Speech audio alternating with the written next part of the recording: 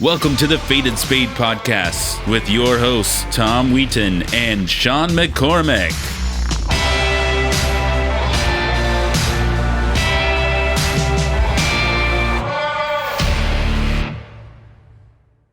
Welcome back to the Faded Spade Podcast, where our purpose is to share the untold business journeys of influencers in the poker, sports, and entertainment industries. You can find videos of our podcast at our YouTube page, youtube.com/FadedSpade, and audio across all major podcast platforms. And as always, code PODCAST gets you 10% off the new face of cards and the preferred poker playing cards of the World Poker Tour at fadedspade.com. Now, enough of the promo. Let's get into this great episode. Our guest has spent nearly his entire career covering the NFL during the internet boom and even since the poker boom. He is the senior fantasy writer for CBS Sports and one of the leading fantasy football personalities in the game today. He's also an avid poker fan and player, and he's made it a point to be active in our community as a player and fantasy sports expert. He is my go-to guy for fantasy football information, and that sentiment is shared by many in the fantasy sports world as well. Ladies and gents, please join me in welcoming Dave Richard to the Faded Spade Podcast. Dave, what's happening from beautiful South Florida, my man? What's up, Tom? Hopefully you won your fantasy league last year. If I'm helping you out, I don't want to hear about. I finished in 7th place. Drafted a bunch of bad players, and hopefully you did really well in your fantasy leagues, and the advice that I gave you helped you out. I will say this.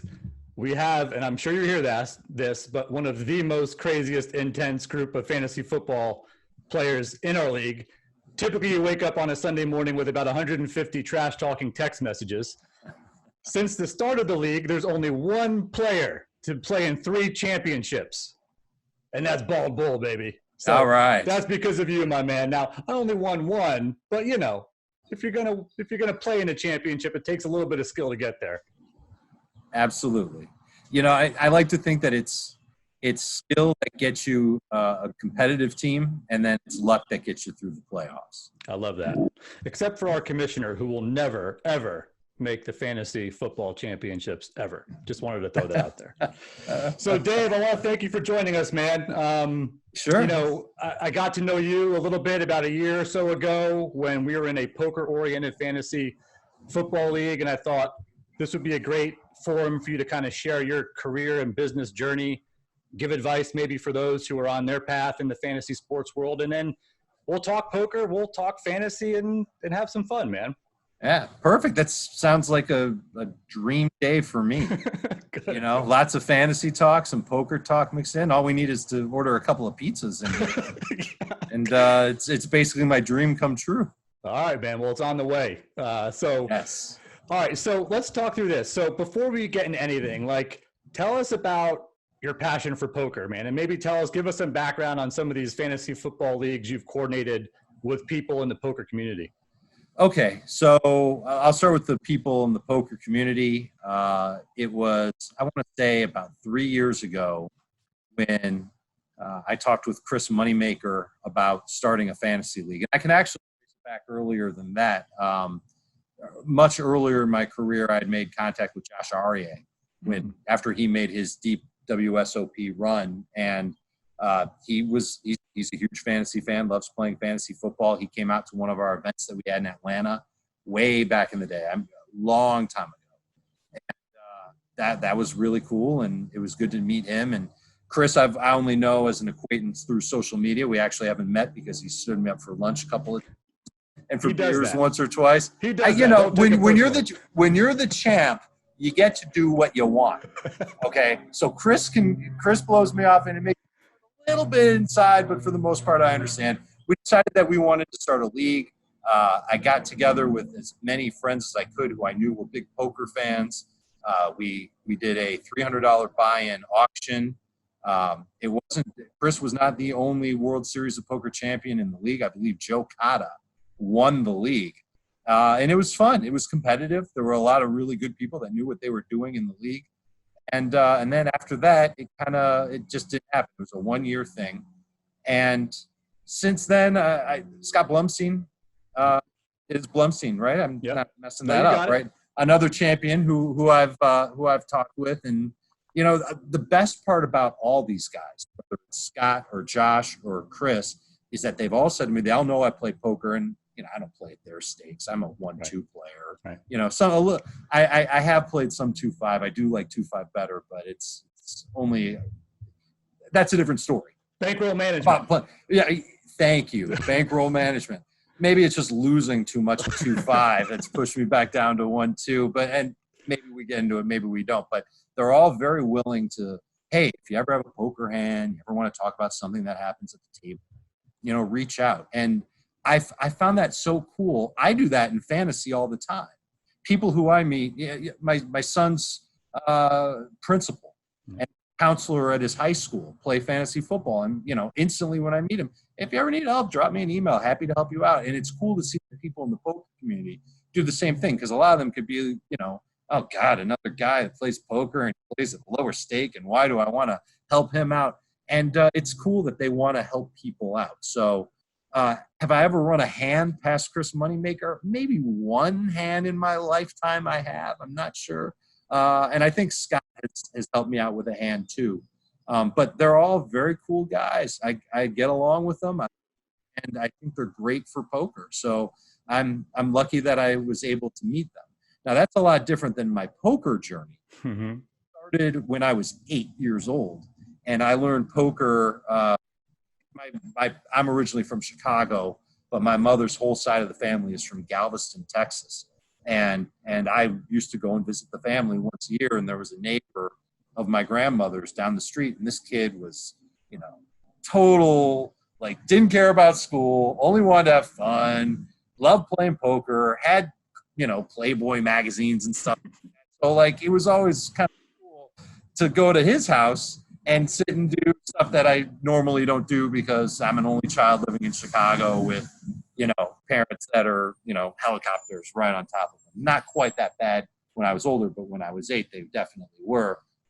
And learned how to play poker then. And I've always liked the idea of, wow, you can make a little money just by playing cards. Yep. And it really didn't kick into high gear until online poker was a big thing. And I mean, I used to play online poker, multi-table, every day back when it was happening. I remember once, I think I'm past the statute of limitations on this topic.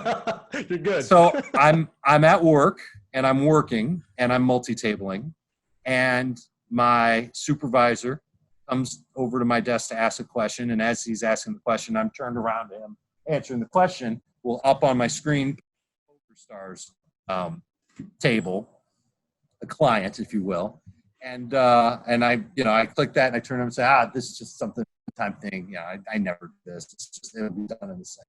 I was probably playing a sit, like an $8 sit and go or some crap like that, whatever. Yep. And so we get back to talking about work, and his boss comes over. And so she's at my desk, and he's at my desk, and the screen keeps popping up with PokerStars. At one point, the boss says to me, well, raise or fold, or, you know, what are you going to do?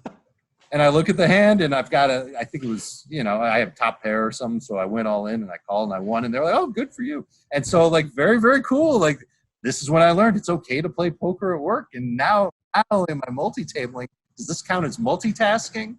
So it was definitely something that you don't see in the work environment, where they encourage you to play online poker while you're working.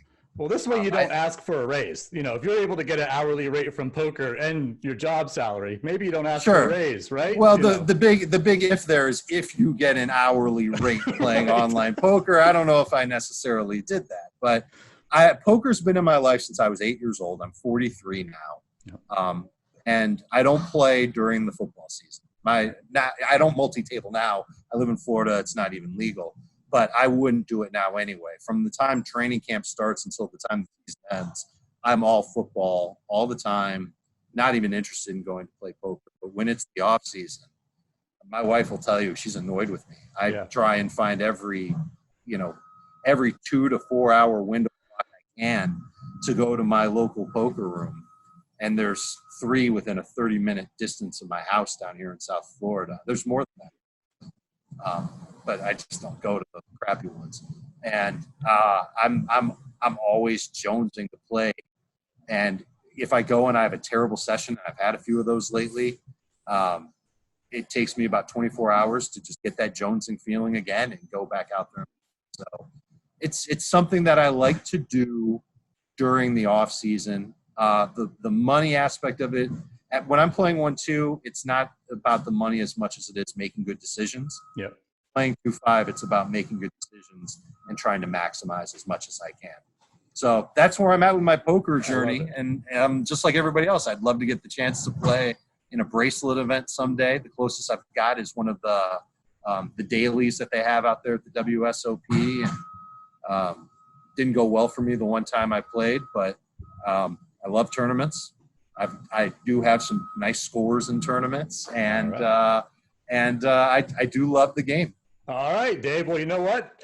We're going to get Team Faded Spade behind you. We're going to figure out a way to get you staked for a bracelet event. If not this summer, next summer, whenever WSOP actually happens again. I don't want you guys to do that because you will lose your money on it. Don't do it. Don't do it. Don't do it. Listen, I at least see my first before you stake me during a WSOP event. That way you know what you're getting into. You're knowingly lighting $10,000 on fire. Okay, Tom, it's better if you enter yourself in than you enter me into any event. I don't care if it's a $8 online step 1 of 27-step satellite to the WSOP. Don't waste your money on me. I am very much a recreational player. We'll start with a 1,500 just to get your feet wet or something, buddy. All right, so let's dive into this, Dave. I love hearing what you said about the correlation. Well, maybe you didn't say it directly, but I kind of inferred it. There is a correlation between the fantasy sports world and the poker world when it comes to passion, and when it comes to some of the best in the poker world wanting to share that knowledge with recreational players, just like in the fantasy world, some of the foremost experts in the fantasy world wanting to share that knowledge with the hundreds of thousands of fantasy players. And I think both industries are tied together by passion. And I know later we'll have a fun little segment where maybe we talk about how we can connect our industries more. But for now, for everyone listening or watching, like, just tell us your roots. How did you actually get started in the fantasy sports world? I lucked into it. Just like most things in life, Tom. You just, you know. So I started playing fantasy football in 1997. Yep. And I was really bad at it for like 3 years. And it was this time of year in 2001 where I told myself, all right. And at this time, I was working. At this exact time, I was actually covering pro wrestling. I wasn't even. Oh, baby. In 2001. Yeah, I mean, we're just going to mold all three of these crazy worlds. Speaking my language, man. Come on. Right. Well, I mean, you've got to figure that anybody that plays poker either follows wrestling or plays football. One of the two, and there's probably a high correlation of people that do all three. So I'm certainly in that group. I guess I'm a dork. But I was covering pro wrestling while working at CBS. That was a real gig. And I told myself, all right, I'm going to follow and make a chart of every single offseason move in the NFL. I'm going to pay attention to the draft. I'm going to try and get an idea of what these players coming into the league are like. And I want to see for myself if I can just keep up with it so that I'm a better fantasy player in 2001, because I was tired of losing. Right. So I spent the entire offseason tracking every move, and I had an Excel spreadsheet, and this player, he goes from the Chargers to the Jaguars or whatever. And I move them along, and I'm paying attention to what's happening in the NFL. And it helps me, just by paying attention, helps me sort out, oh, that was a good move. That guy could end up being great. Or, oh, this is terrible. This team might suck this year. Or, wow, I think this was the year that Drew Brees was drafted. So, oh, Chargers took Drew Brees. That's their quarterback of the future. And he looked pretty good playing at Purdue, and he's a Texas kid. Maybe he'll end up being good. So I'm just paying attention, and I'm making decisions while I'm paying attention. And I go and I play in this league. And this is a league at the office of CBS Sports. It was a league where I shared a team in 2000, and we got crushed. I'm on my own this year in 2001. I win the league. Wow. It's the first time I win a fantasy football league, and it was it was exhilarating. It was so great. And I pretty much have won a league every year since then, at least one league every year since then, except for a couple of years here and there where just things, the ball doesn't bounce my way. Remember, playoffs are all about luck. Getting to the playoffs, that's more about skill. So I ran out of luck this year. Past year was one of those years, and it's a kick to the junk. I mean, no one likes losing. And it's, you know, it's like finishing second in a poker tournament. Yeah, great, you finished second, and you've got a nice prize for it, but you were so close to winning it all. So I love the feeling of winning it all. And people at the office knew that I was big into fantasy football. In the summer of 2001, so this is right after I just got done doing my spreadsheets, training camp is about to kick off. CBS won the right to produce NFL.com. The NFL wasn't ready to do their own website. CBS did it they didn't do it for them. CBS paid for the right to do it.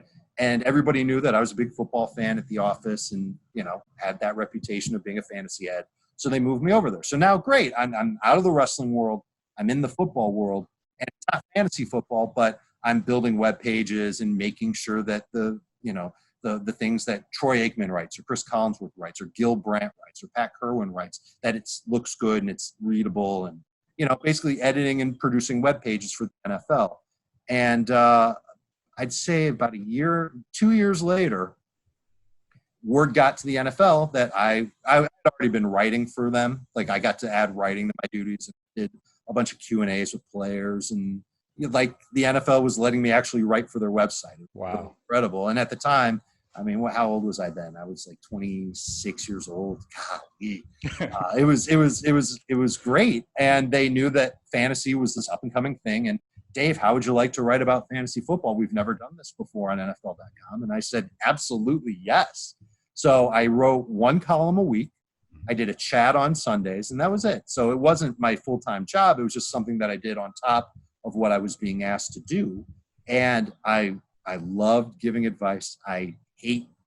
Back then I hated it, and I hate it now, giving people the wrong advice. Like, you don't want to be the guy to tell people that Lamar Jackson's going to be okay, but maybe not great when he goes out and he has an MVP year. That stunk, but it's also great to tell people that Darren Waller is somebody who most of your league hasn't heard of.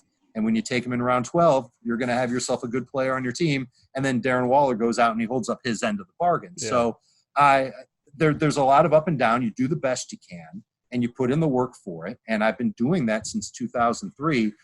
It was in 2005 when the people at CBS said, wait a minute, why are we having you do all this great fantasy stuff for the NFL when you could be doing it for us? And at the same time, CBS, they moved me over and CBS started doing more video. Right. And this new idea, maybe you've heard of it, Tom, it's called a podcast. Never. where people can have on-demand audio of whatever topic they want. And so we started doing our podcast. It might not have been right in 2006, but maybe in the 2008 range, where my colleague Jamie Eisenberg and I we had a radio studio in our building, and we did a fantasy football podcast. And we didn't know what we were, doing. We knew what we were talking about because it was the NFL and helping people with their fantasy teams, but we had a set 45-minute window. We couldn't go over 45 minutes because it made the file too big, and then people couldn't download it, or more importantly, we couldn't upload it. I don't know all the details of that, but we started doing podcasts, and just fantasy has just blossomed so much. It's a huge deal now where people love watching videos about fantasy. They love interacting. They love having the podcast. We've got one of the most popular podcasts on Apple. We have no idea. We know what we're doing and we feel good about the advice, but we feel so fortunate that we're able to have a big audience, and we get people, they don't just write us saying, hey, you helped me win my league, or they write us saying, hey, you cost me my league. But there are people who they're going through some serious hardships in their life, and they say that our podcast, it's a diversion for 45 minutes or an hour, or however long it is. And we're doing it every day now, whereas back in the day, it was once a week, and then we never did it during the off season. It is incredible how the fantasy industry has exploded. It's similar to the poker boom that you and I witnessed in 2003, but it doesn't feel like it's slowing down. I think people still love the NFL. There were people, Tom, who wanted to do XFL fantasy drafts. I was one XFL's of them. Yeah. Come on, let's go. I did one. I think I'm going to end with a 3-2 record. Maybe I was 4-1. I don't remember, but yeah, like people love football. That's really the thing I've learned. And people are passionate about making the players that they draft their own. Yeah. Okay. And there's just I don't want to say that you own Christian McCaffrey or you own Saquon Barkley, because I just think there's a weird gray area there. But having them on your team and being able to manage the team the way you want to, being open to trading players away, making you feel like you're a boss. Yeah. People love the feeling of being a boss. People love the feeling of beating their friends and their coworkers at anything. It's great when it's fantasy football, and people like to win money, and people play fantasy football for money. So I think those three elements coming together is what keeps people playing fantasy football. Doesn't hurt that football itself is a fun game. It's unlike every other pro sport because these teams are on the field for now only 16 times a year. Yeah. Whereas in basketball, everybody's playing 82 times, baseball 162 times, and that data will matter in those leagues. The data in football, it's not perfect, and it's that whole who knows what's going to happen that makes the NFL great, and to a degree college football great, but specifically for the NFL, that's what makes fantasy fun too. Is that you set your lineup, you get your players, you put it together, and you do the best you can, and you hope that it works out for you. And it's a connector, right? I mean, for me, you know, the guys that I'm in my league with or leagues, these are guys who we can't always get together all the time. We're married, we have kids, we have jobs, we have responsibilities. But when fantasy football season comes around, it's like it brings us all back together. It's a sense of camaraderie, that friendly competition. And I think just like poker, just like wrestling, a lot of things, they connect families, they connect friends to come together for something they're passionate about. 100% true. Yeah. And a lot of people that I have a keeper league, and it's really turned into a league of people who are either related to me or are my friends from elementary school through college, or people related to them. And I'm keeping up with people who I never see. My two best friends are in the league. They're in Chicago. I see them once a year. I've got fraternity brothers in that league. They're in Chicago, New Orleans, all kinds of places. And I don't really get to see them, but I get to talk to them because they're in this league. My brother-in-law lives in Milwaukee. I do talk to him plenty, but he's in the league. My cousin, who's basically my brother, lives in Connecticut right now. He's in the league. So you're absolutely right, Tom. It's a way for people to stay in touch. And, you'll call them to talk about a trade, but you'll stay on the phone with them for 15 minutes to catch up on how life's going and how things are. And the fact that fantasy football is good for that just makes me proud to be a part of it. Amen, man. I love it. And I'm going to pause right here real quick before the next question. So, Dave, you mentioned the podcast. Where can people listen to your podcast and the name and everything? The name of the podcast is Fantasy Football Today. It's from CBS Sports. Anywhere where you download podcasts, just type in Fantasy Football Today, and it'll show up. It's one of a couple of fantasy podcasts that we have at CBS Sports. We've got one for baseball, and we do a ton of podcasts for other sports, not necessarily fantasy. And if that's all too much to remember, how about this, Tom? CBSSports.com/podcasts. And you'll get to see the entire library of CBS Sports podcasts, including Fantasy Football Today. I think it's the most conclusive fantasy show people can download and listen to. We really cover all the bases, and it's a group of guys that just love football as much as you do. I mean, we're all watching every Sunday. We're all paying attention. We all come at it from different angles. And it's a great group. It's me, Jamie Eisenberg, Heath Cummings, the host is Adam Azer, Ben Gretsch is a part of our crew. Really a really awesome group. Oh, I should mention our producer, Ben Schrager, also comes on the show. I'm just going to drop everybody's name, Tom. Let's keep going. But at least it's letting people know that it's not just one guy and one voice. It's a bunch of voices. It's many different opinions. There's a lot of devil's advocate being played, a lot for people to download and think about it. And you know what? People will finish listening to an episode and they'll have 4 or 5 takeaways at least. where they'll know what to do with their fantasy team. And we're doing it now.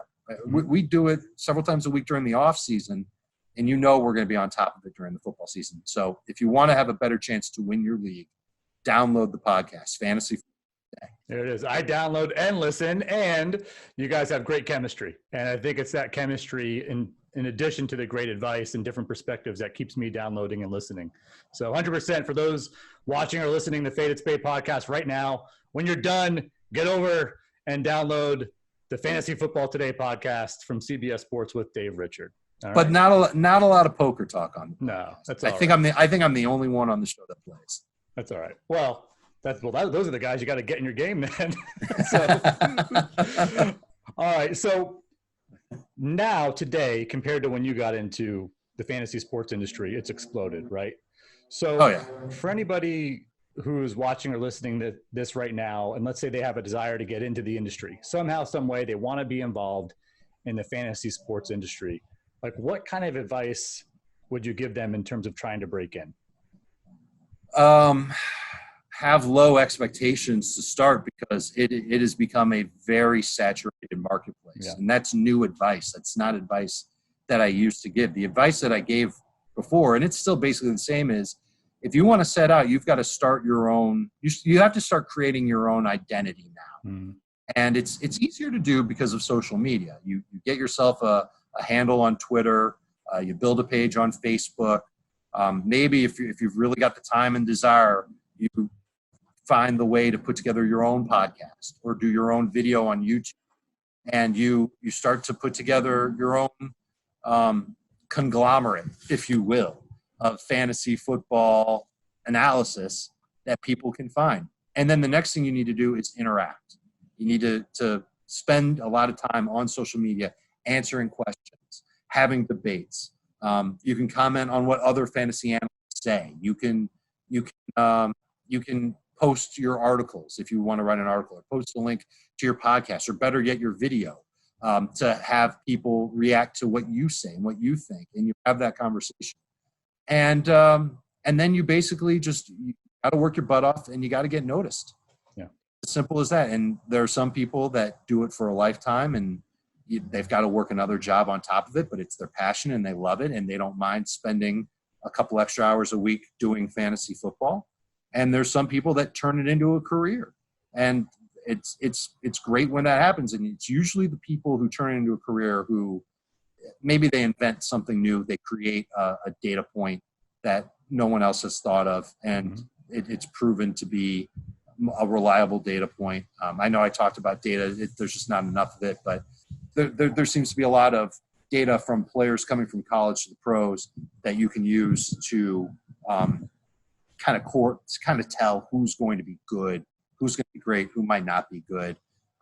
There's data from in season about hidden stuff like air yards is something that people have started to discover. And the player that has a lot of air yards, it suggests they're getting a lot of downfield targets. That means that they're getting opportunities to have big chunk plays and potentially score touchdowns. And we're always looking for players like that in fantasy football.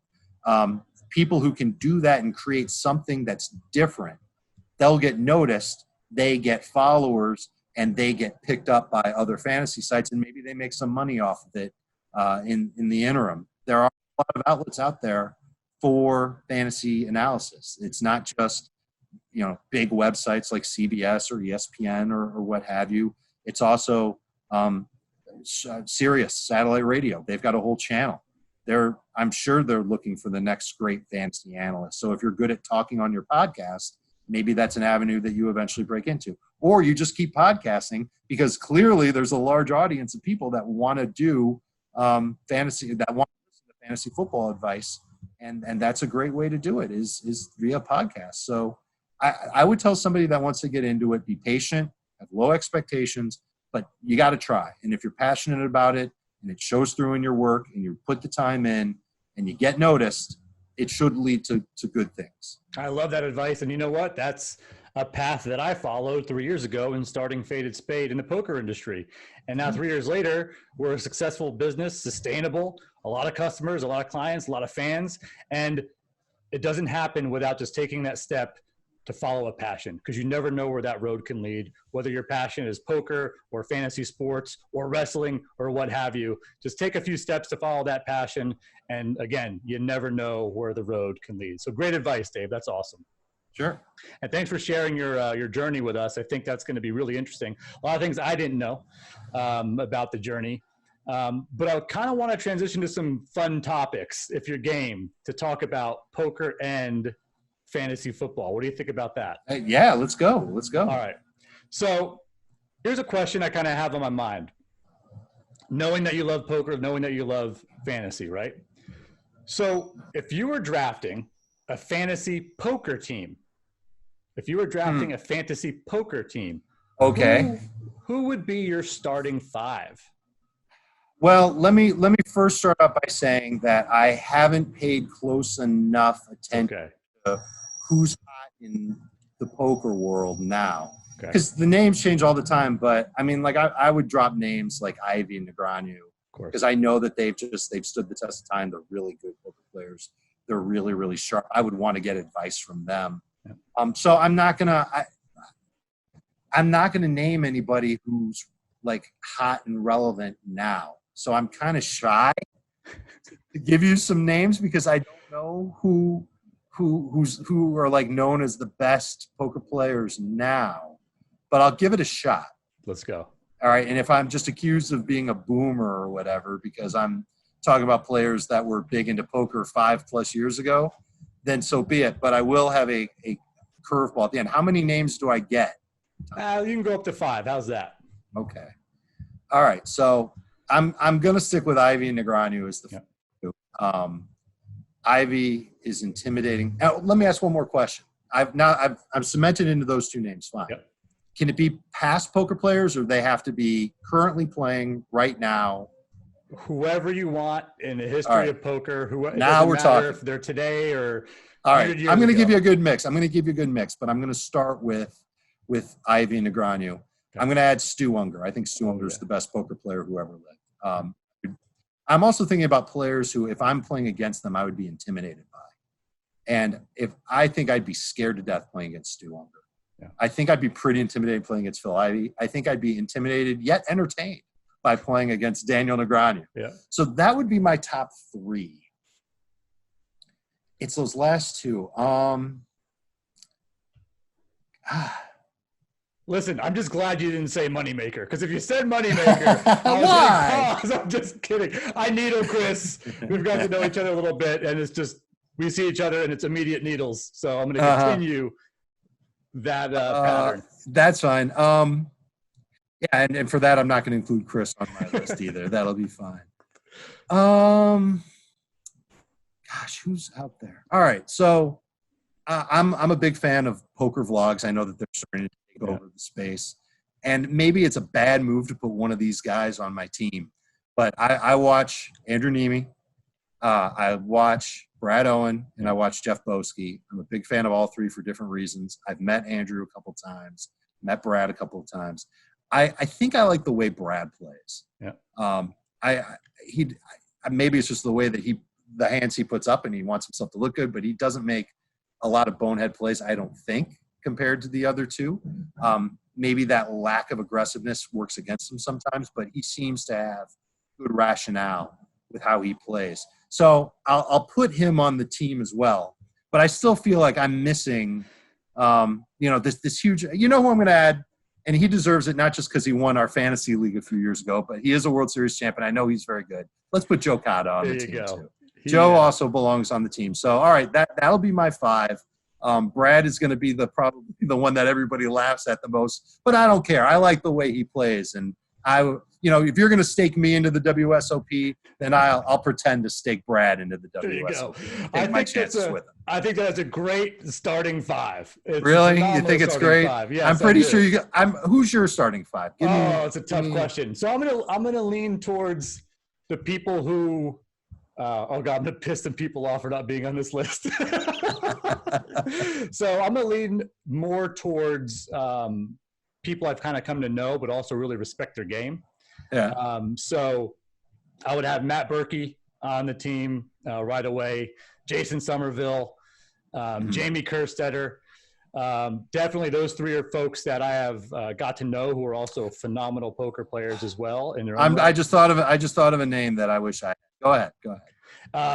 I'm going to put Helmuth on there because he's the guy, the videos that I watched when I started 18 years ago. He came on the Faded Spade podcast, and, you got to put the guy who has the most WSOP bracelets. And I'll tell you what I'll do next. I'll go ahead and take Nimi. Okay. So I'll take Nimi, you take Brad, and we will have a fun starting five. And maybe we'll get all those guys together, the ones we can. And do a little game in the future. So that would be funny. That would be fun. So I've heard of Jason Somerville. I was who Brad Nimi is. I don't think I know the other one. That's all right. Helmuth. Obviously, I know who Phil Helmuth is. Yeah, but he wouldn't be in my team. I would try and needle him and tick him off. I wouldn't be intimidated playing across from him. Oh yeah, 100%. So you said a name popped in your head. Who was that? I think the last name is Gimble. Harrison Gimble. Got it. Is a rounder from down here. And I think he's had some tournament success, big tournament success, but I don't think he's ever won the main event or anything like that. But he's a South Florida kid who seems very, very dangerous on the felt. So I would add him. So now I've got a team of 6. It's all right. Instead of a team of 5. You got to have an alternate. I love it, Dave. So thanks for taking part in that. That was a fun little exercise. I didn't mean to put you on the spot, but I don't know. That team you put together, I don't know many teams that could compete. So well done. Yeah. Man. Well, you're letting me pick from the best of the best all time. So, I mean, Brad Owen's on the list. Oh, 100%. And what those guys are doing through poker vlogs for the industry, it's just going to get more and more popular. And again, they put in the work and they have become influencers in the industry just from starting a video 2 to 3 years ago. Yeah, right? Absolutely. Right. It's their passion, Tom. Yeah. It's what they were into. And they took a shot and said, hey, let's see if people like this. Everybody likes sharing their hands. Yep. I don't know if everybody likes giving reaction to hands. But people always say, oh, my God, this is what happened to me. Would you have done the same thing? And just Nimi's the first one I think we all watched. Yep. And he just did it in a very unassuming, friendly, gentle way. And I think that's what's carried him to be kind of the Pied Piper of the industry. 100%. And I can vouch for him too. I don't know if you've ever met him, but nice, very friendly, very nice guy. And easy to root for. Yeah, he's a genuine guy. I hope one of these years he final tables a WSOP main event. That would be really awesome.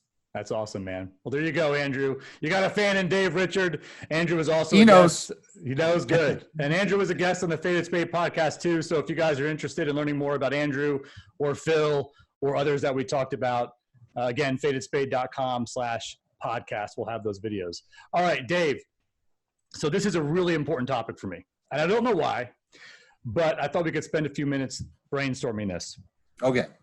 I believe that there are a lot of benefits to the fantasy sports world and the poker world coming together and collaborating for certain things. Right. Mm-hmm. I just really believe that. I believe there are shared customer bases. I believe there's great exposure for each from a cross promotion standpoint, et cetera. So off the top of your head, what are some ways do you think like fantasy sports and poker could collaborate together, whether it be in the entertainment space or the live event space or you name it? Or do you see that as something that could even be pretty beneficial? The one thing that I wish I could do is, that they have this every year for the WSOP, they have a fantasy league. Yeah. And I think it's a pretty high stakes league where everybody gets together and they draft poker players. Yeah. Well, what if they did that on a much, much, much, much, much lower level so that everybody could pick their team of poker players just like we did? And so now let's say the buy-in is $50 and we have a draft and we're drafting the poker players and the scoring is going to be if they make money, you get a point. If they make X amount and, they make a final top 50 or whatever, you get another point. Final 3 tables, another point. Final table, 2 points. You win the thing, 10 points. Something like that where you get to build a team and you've got your horses, so to speak, in the World Series of Poker. I think that would be fun. I think that's a way to get people who follow the WSOP to be more invested in the WSOP. Mm-hmm. And I also think I don't know how many people who don't know poker would do something like that. There'd probably be very, very few people. But I think it's just a fun way to connect people to the WSOP in ways that they can't do it. And I know that the guys who do the WSOP, they do a really good job of trying to come up with events that everybody can play. Yeah. But not everybody has $500, $600, $888 to plunk down on one of the smaller buy-ins. Yeah. So this is a way for people to connect, to pay attention to the WSOP, and to have kind of that fantasy element with their buddies. And who knows, maybe that helps set the draft order for their fantasy league, because by the time the World Series is over, football's around the corner. I love it. So that's so funny you said that. And no, we did not plan this response.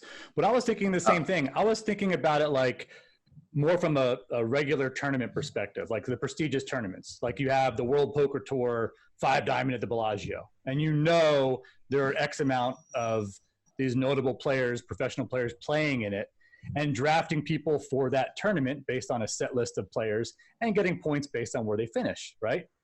Sure. Now, I love where you've taken it a step further, and now you're talking about an entire series, right, through the life of a series versus just one major tournament.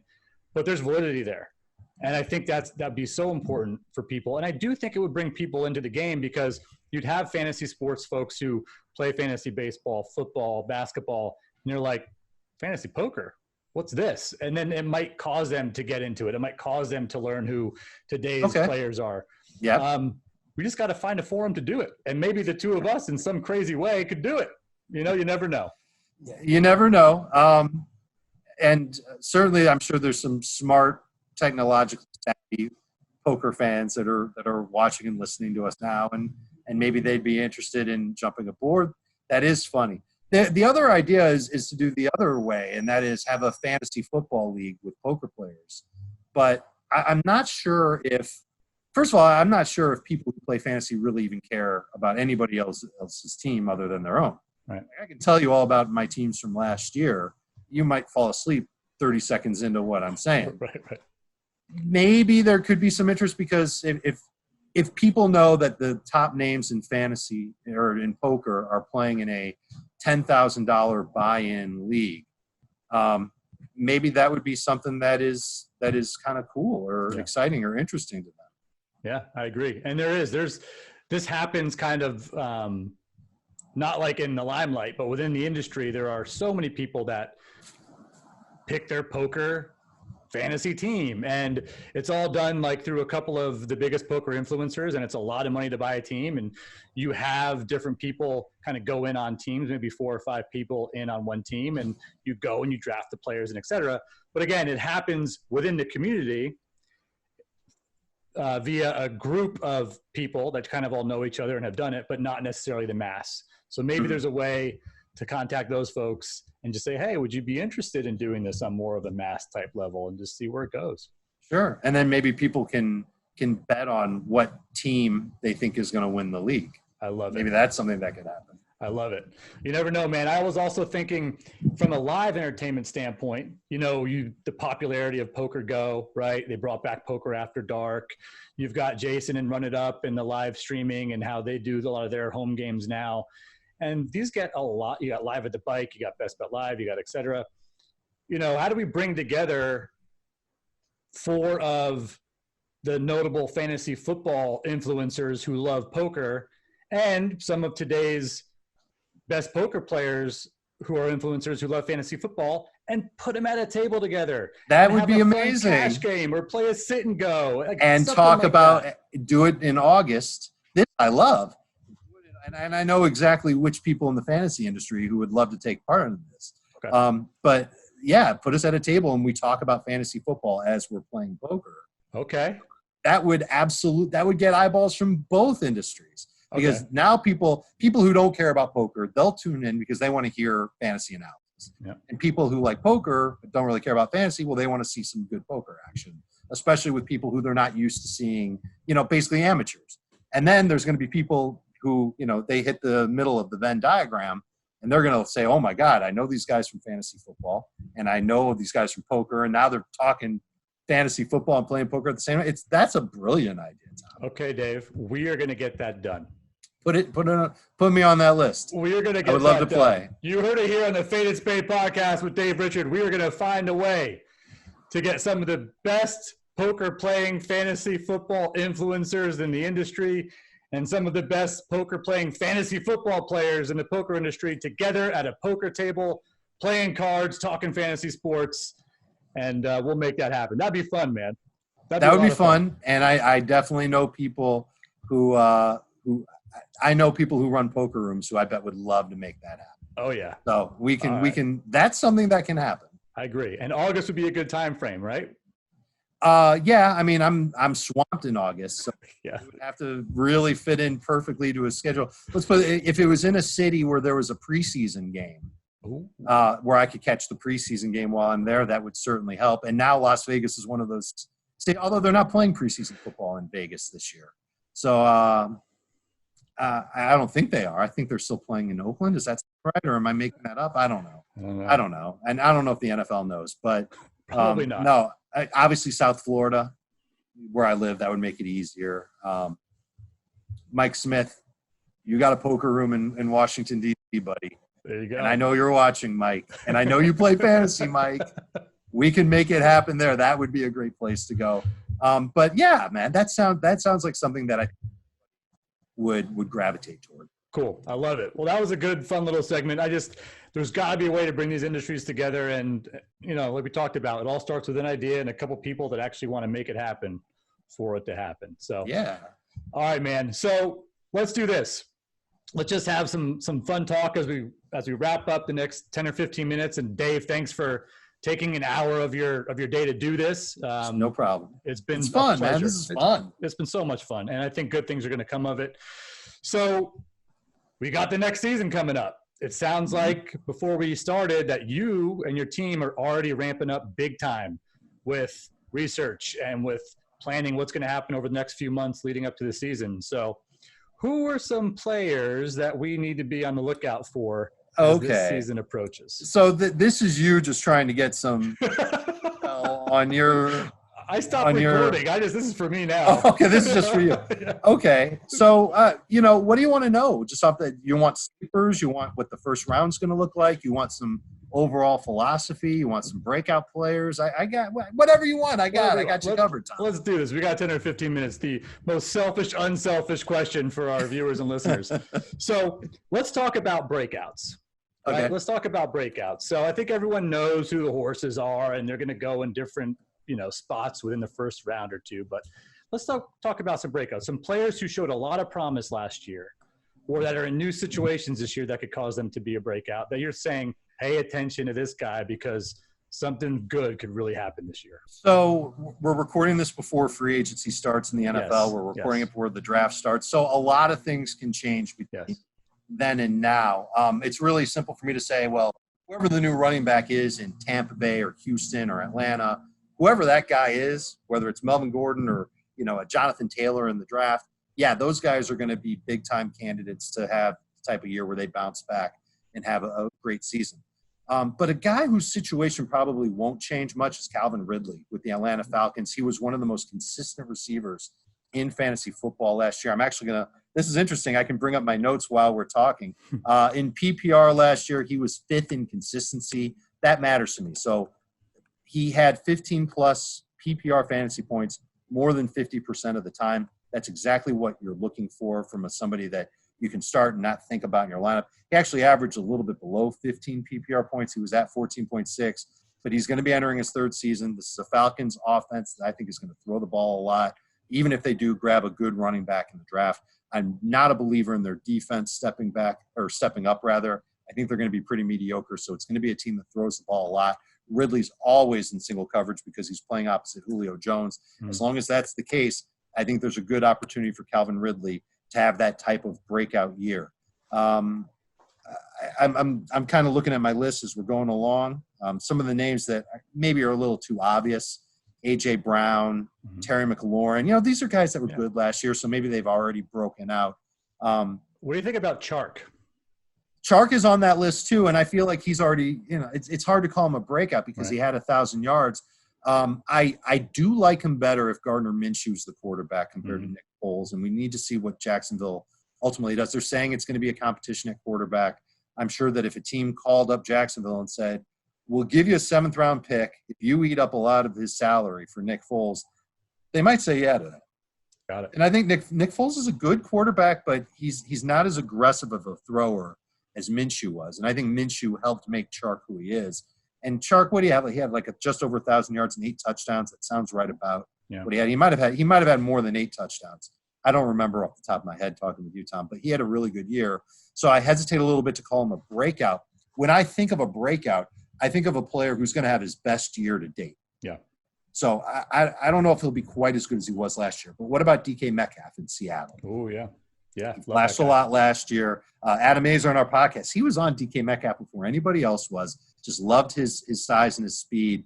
Everybody was kind of focused on how he didn't have a complete route tree.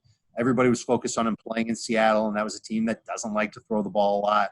It looks like there's a chance that they start throwing more. And I'm not talking about just this kind of grassroots campaign that's going on about having Russell Wilson throw more. People are saying, let Russ cook, basically. Right. They want Russell Wilson to be the focal point of the offense instead of the run game like it's been. But Chris Carson's coming off of the hip injury, and I love Chris Carson as a player. He's great, but he's 26 years old. He's entering a contract here. This is another team that I think is going to add a running back in the draft. I think they are not going to be able to count on Rashad Penny, their former first-round pick for a lot. He tore his ACL in December.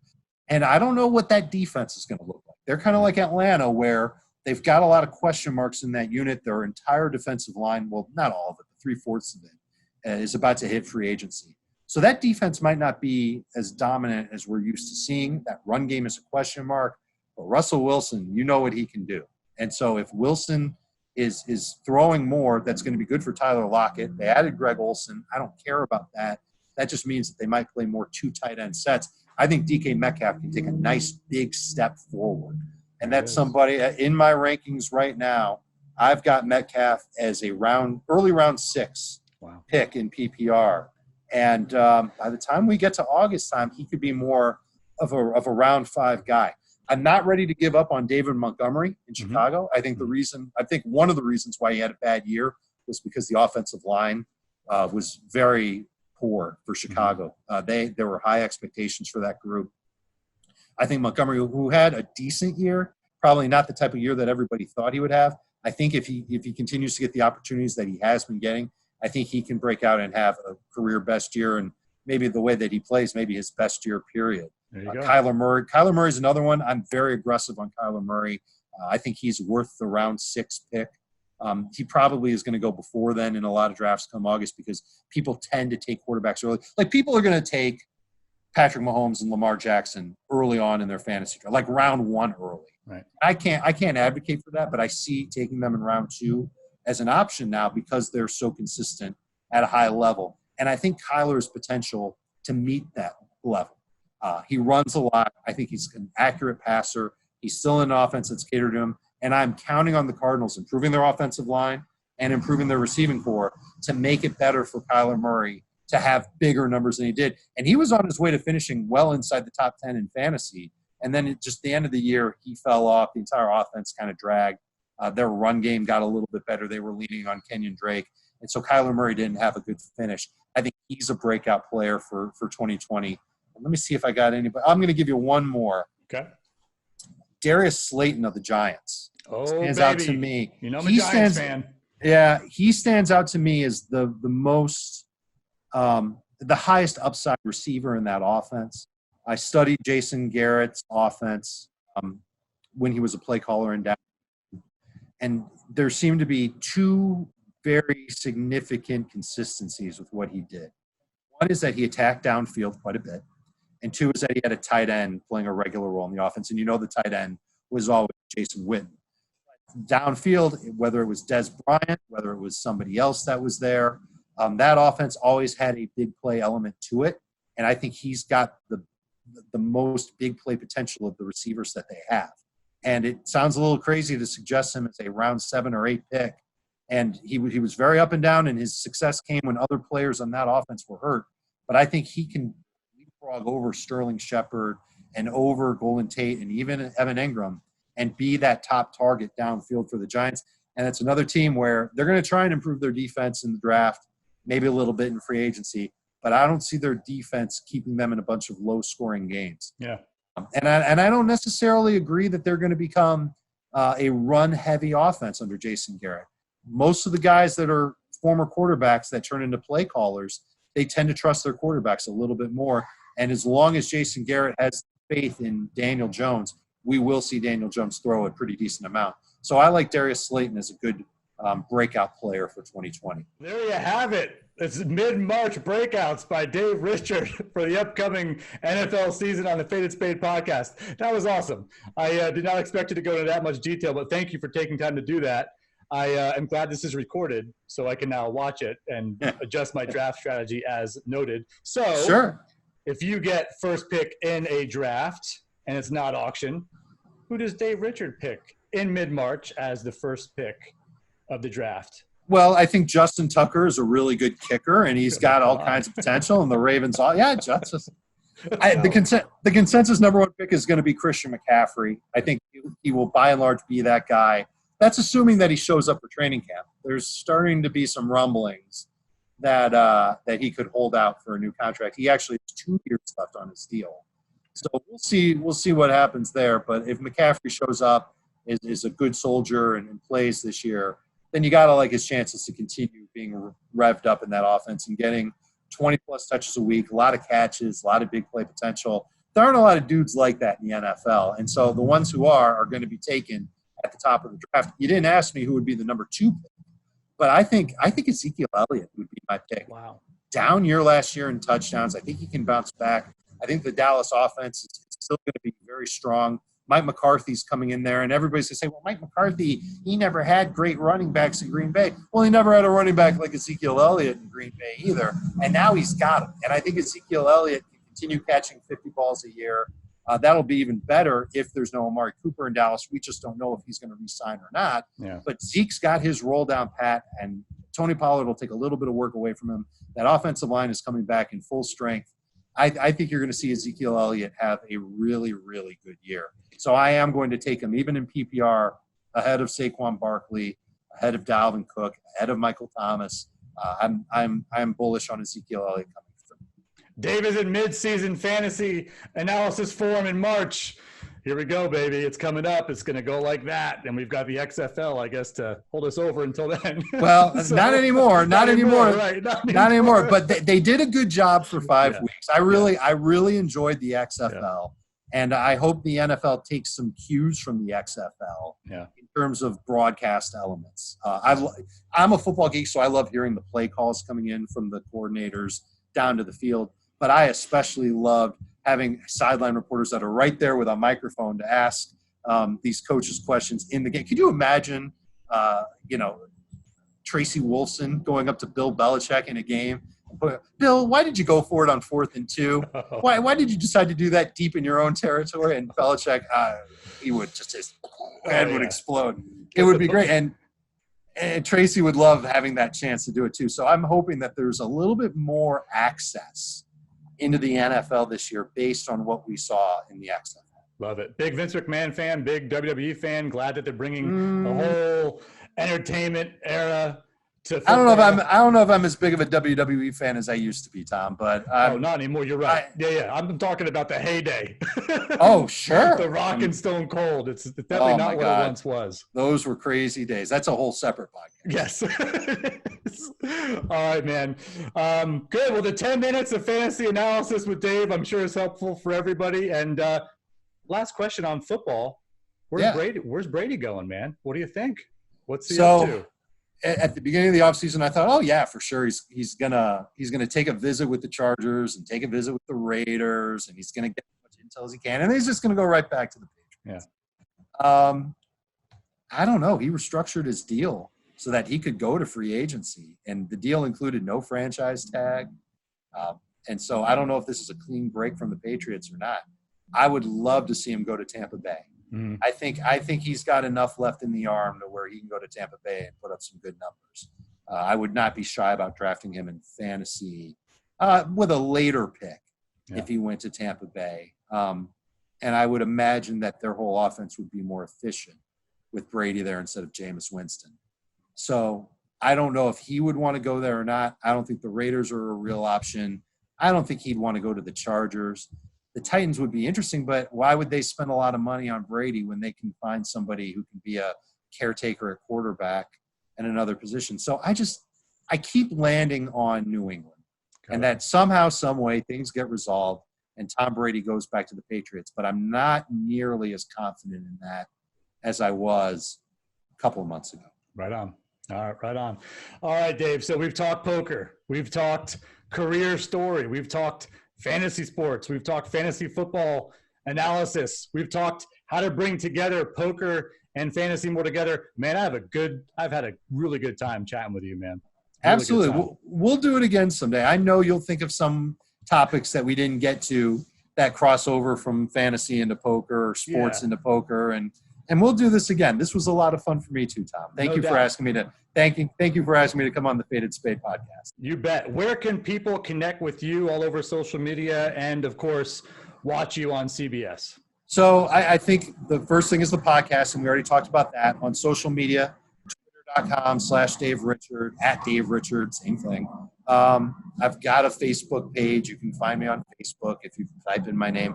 But our podcast also has a Facebook group. And if you go to Facebook and you type in Fantasy Football Today, you'll find the group.